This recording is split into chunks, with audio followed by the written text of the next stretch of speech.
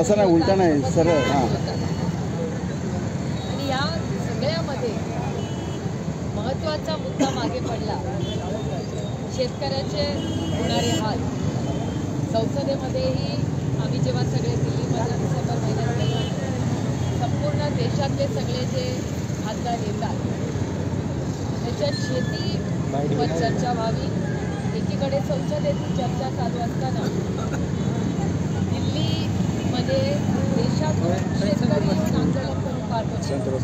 मला आठवत असेल त्यांच्यावर पोलिसांनी लाठीचार्ज डिसेंबरमध्ये आम्ही संसदेत चर्चाही त्याच्याबद्दल मागितली. चर्चा काही शकली नाही.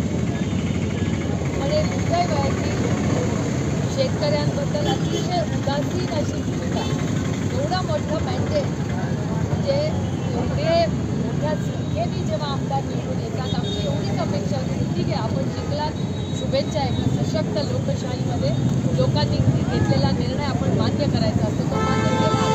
पण 1.5-2 महिने झाले सरकारने निर्णय घेतला तरी विरोधाला विरोध करायचा नाही म्हणून एक पत्र लिहिलं महाराष्ट्र सरकारला की बाबा महाराष्ट्रात राज्यात मतदारसंघात निघताना साधारणपणे सगळ्या शेतकऱ्यांची भूमिका भावना अशी आहे की महागाई प्रचंड वाढली आहे, दुधाला भाव मिळाला पाहिजे. सरकारने इलेक्शनच्या आधी अनुदान दिलं होतं, ते नुसतं अनुदान एका वेळेवर येत नाही, उशिरा येतं आणि आलं तरी त्याच्यात आमचा खर्च मिळत नाही. त्यामुळे अनुदान द्यायच्याऐवजी आम्हाला भाव 40 रुपये लिटर सरकारने द्यावा अशी शेतकऱ्यांची याचा हिशोब करावा. आम्ही चर्चेला बसायला सरकारबरोबर कधीही तयार.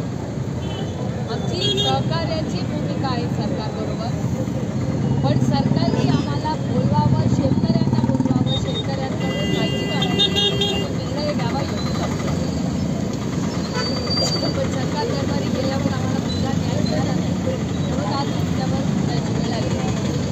शेतकऱ्यांनी हे त्यांनी स्वतःच्या खर्चाने करून आले आणि त्यांचं म्हणणं आम्हाला परवडत नाही आहे.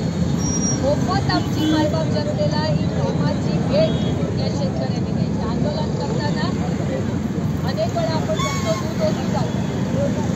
आमची भूमिका अन्नाला देव मानणारे लोक आहोत. हे अन्न म्हणजे देव आहे आपल्याला.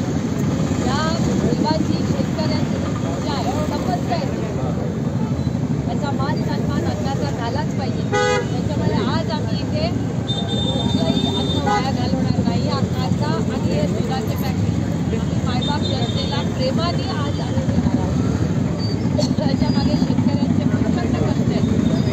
आम्ही भाव मिळत नसल्यामुळे अन्नाचे टाईम नाही झाले.